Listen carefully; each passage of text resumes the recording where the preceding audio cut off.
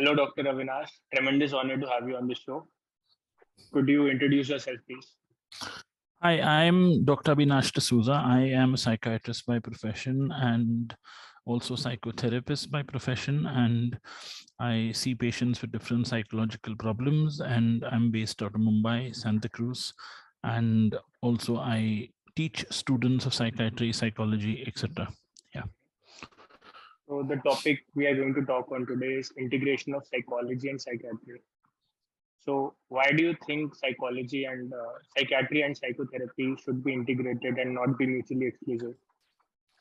Well, I think all psychological problems are brain-based and they're also mind-based. And all psychological problems are governed by biological factors like the brain, psychological factors like the way we think, and environmental factors. And there are a lot of things that need to be spoken to, discussed, debated, deliberated, and rationalized. Everything cannot be just treated with a medication. So, for example, if someone has a problem with his spouse or sister or brother or mother, now those are either communication problems or these are either relationship problems, and these are things which they have to discuss in a therapy setting and find solutions for. It's not something that can be treated with a pill alone. A pill can, manage the anxiety or the panic or the depression, but the pill is not going to manage your personal problems, your relationship issues, grief at the loss of a loved one.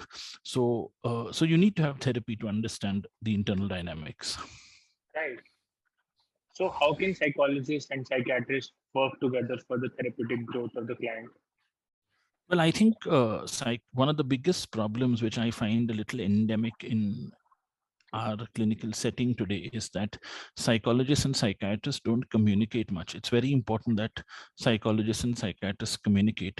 It's important whenever I refer out a patient for therapy, and I have a psychotherapist and a psychologist working in my clinic. So whenever we refer patients to each other, we have a session by session feedback which we give each other on the patient. Apart from that, there are instances where the psychotherapist and myself, we sit together so that we can evaluate the patient together from a biopsychosocial perspective, as I call it. And I can give her some tips to incorporate in therapy. She tells me some of her observations. The patient adds their inputs. The relatives add their inputs. And this might just be a 15-minute session, but it'll, add a lot of value to the medical treatment I'm giving and the psychotherapeutic treatment she's giving. And I think it plays a huge role. And the synergy is what we want to achieve, which is, it's not that these are two separate treatments that run parallel. They are separate treatments, they work differently, but we want to get a good synergistic, symbiotic relationship between them, which is very important. And I think that will only happen if psychologists and psychiatrists communicate and discuss. Right. So is prescription of medication required for every client seeking therapy? No, I don't think so. I mean, I always say this, that we have around maybe 50 to 60% of patients that need medication. We have a good 30 to 40% of patients that may not need medication. There are some who may need symptom-based medication. So only sleep might be an issue, or anger might be an issue, or mood might be an issue. But then there are some who also need medication because we're treating a disorder like depression or anxiety or panic. And very often the medication helps stabilize the patient feels better and is more open and receptive in therapy. The patient is also more happier to communicate. He's also more receptive to suggestions given by the therapist, unlike when he's not on medication. And it can also happen that the medication provides an added boost or a biological support to the patient, particularly because he might be in an environment which is not very conducive to his growth at the moment. Right. And so the medication part it's very important. And I always tell the therapists who work with me that, please encourage patients to talk about medication.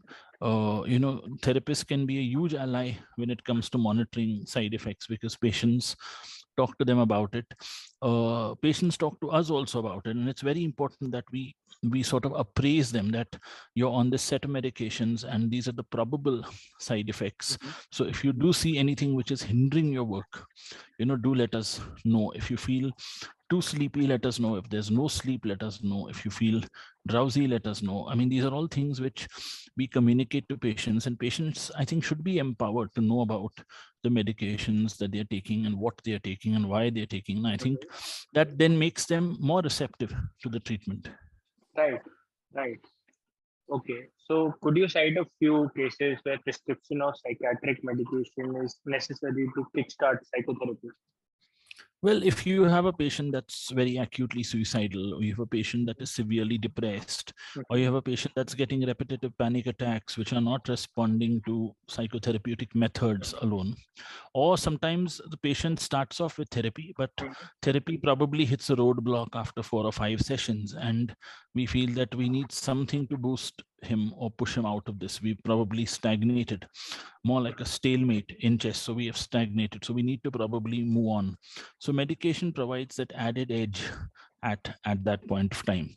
Also, patients who refuse to take treatment, who say, I don't want therapy, who say, I don't want to see a doctor. These are patients who very often need some medication to make them feel better and develop an insight. Right. But can they be treated without psychotherapy if only medication is being given to them? See, it depends. Now, I always say this, that I always ask patients that, I feel you need a few sessions of therapy as well. And I always ask my patients, do you think you have a lot that you would like to speak to the therapist?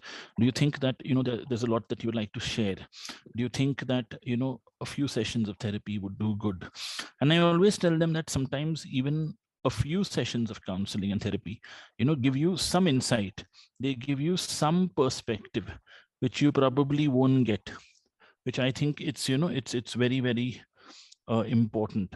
And I think that's something which is very vital. And you might just get a different perspective from a third person, which enhances.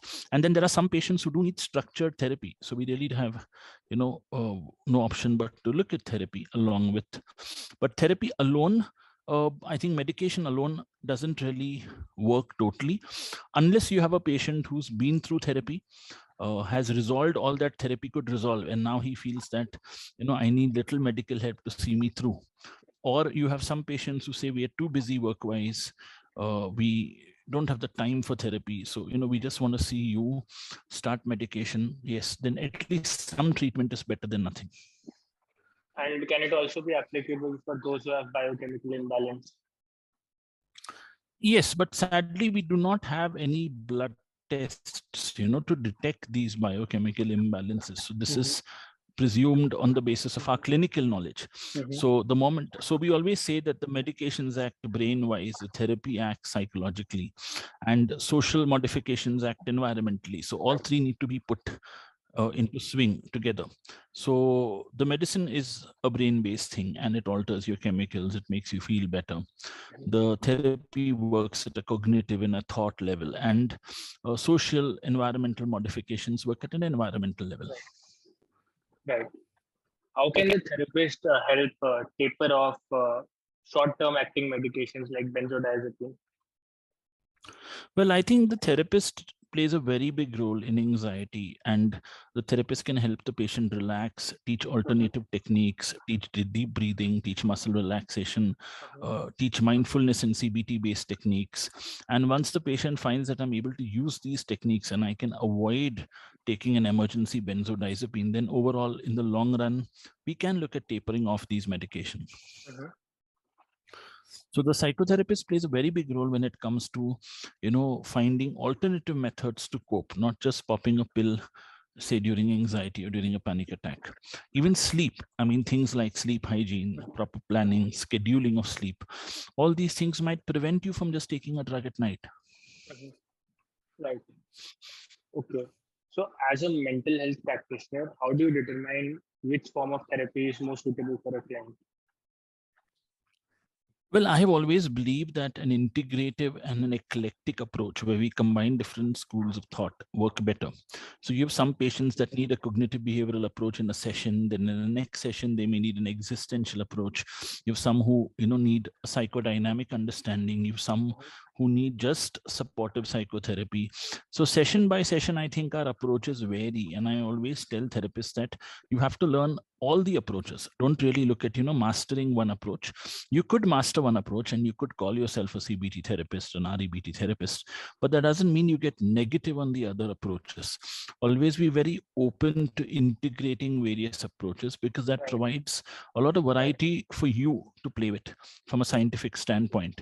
And, different patients benefit from different schools of thinking, and it could probably help. Right. Can I ask you, what are your views on prescription of off-label medication? Well, I think it's like this, that the issue is that most of the medications we prescribed are prescribed for an indication.